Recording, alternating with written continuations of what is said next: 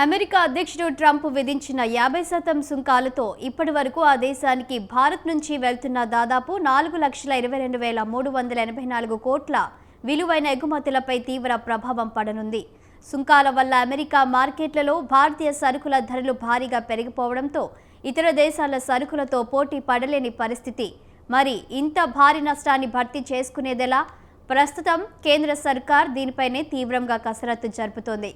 ఇందులో భాగంగా ఇక మీదట అమెరికేతర దేశాల మార్కెట్లపై ఎక్కువగా దృష్టి సారించాలని నిర్ణయించింది. వీటిలో బ్రిటన్, జపాన్, దక్షిణ Korea, Germany, France, Italy, Spain, Netherlands, Poland, Canada, Mexico, Russia, Belgium, Turkey, UAE, Australia తదితర 40 దేశాలున్నాయి.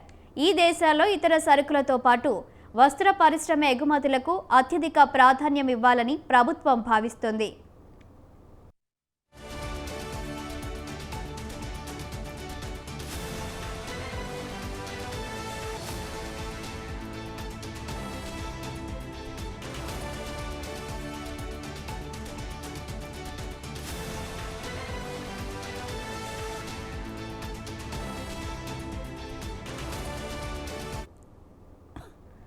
భారత్ ప్రపంచవ్యాప్తంగా 220కి పైగా దేశాలకు ఎగుమతులు చేస్తుంది.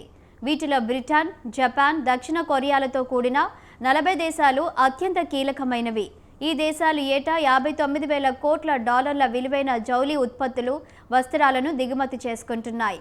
ఇంతటి భారీ మార్కెట్లో మన దేశం వాటా 5-6% మాత్రమే.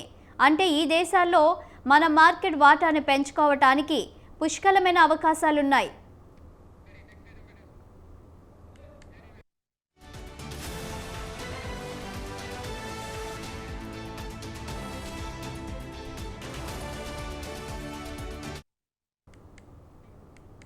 అమెరికా ఉపాధ్యక్షుడు జేడీ వాన్స్ సంచలన వ్యాఖ్యలు చేశారు. దేశంలో భయంకరమైన విషాదం చోటు చేసుకుంటే తాను అధ్యక్ష బాధ్యతలు స్వీకరించడానికి సిద్ధంగా ఉన్నానని పేర్కొన్నారు.